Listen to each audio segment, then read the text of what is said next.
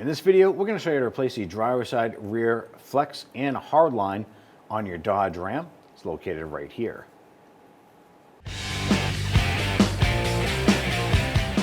Using our 7/8 socket, let's go ahead and loosen and remove our lug nuts.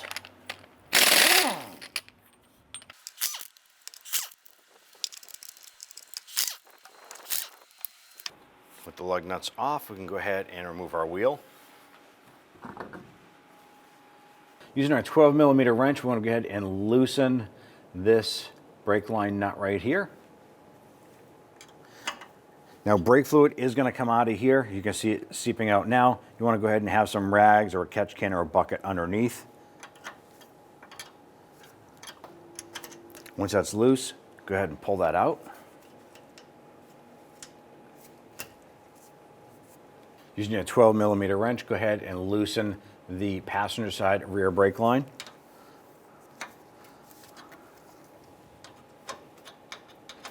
You want to make sure when loosening the nut that the line is not twisting with it. Using a 13mm socket, go ahead, loosen and remove this bolt right here.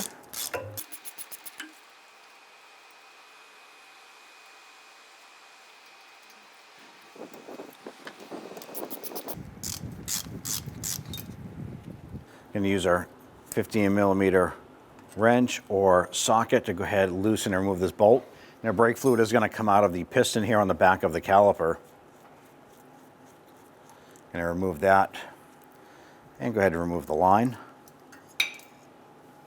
Now, on your bolt here, there's going to be two copper washers. There should be one on the bolt head side, and then one might be stuck here. You want to go ahead and make sure that both washers are removed, and you install new copper crush washers. One goes there.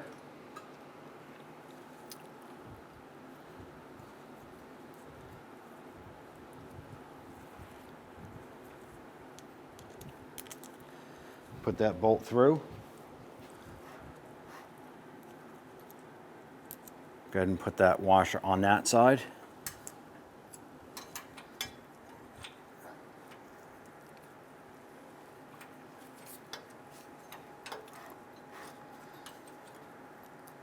I'm going to go ahead and line that up and get that bolt started.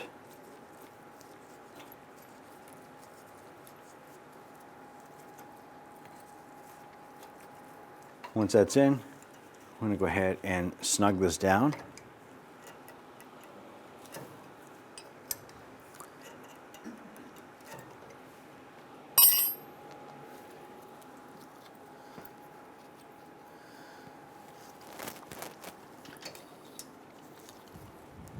Bring the anchor bracket over, line up that bolt.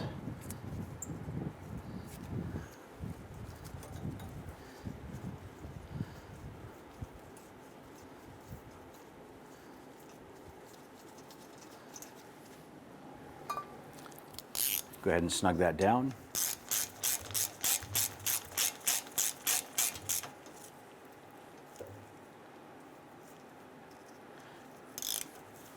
I'm going to keep that just a little bit loose for now so we have some adjustability here. Go ahead and line up the brake line. You want to go ahead and get your fitting lined up onto that. Always get that started by hand.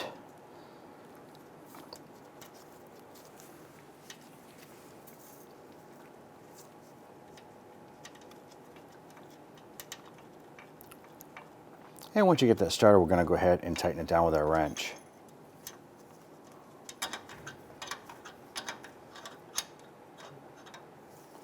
I'm going to go ahead and snug that line down into place.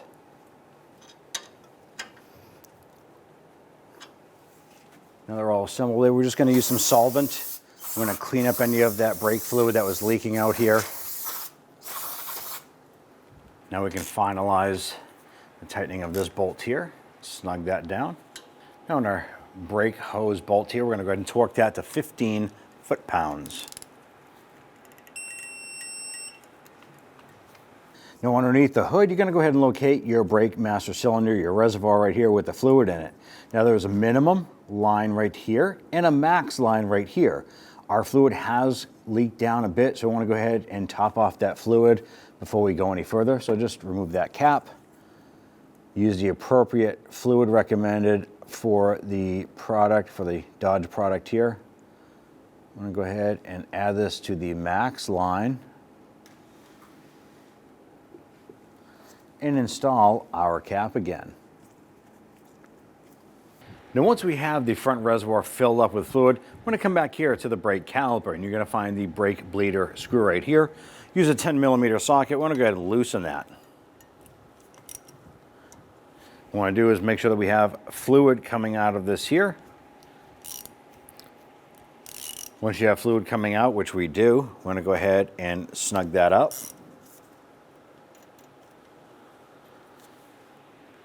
I'm going to go ahead and clean that with some solvent so we don't have any residual brake fluid sitting around here.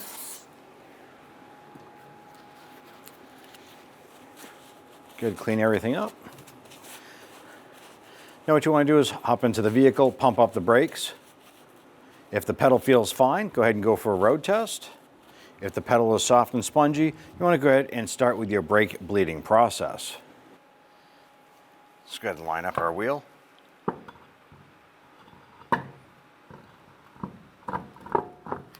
That lined up, and let's go ahead and install our lug nuts.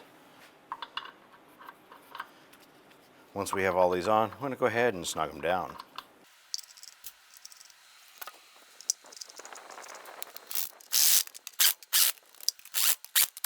Let's go ahead and torque down the lug nuts to 135 foot-pounds.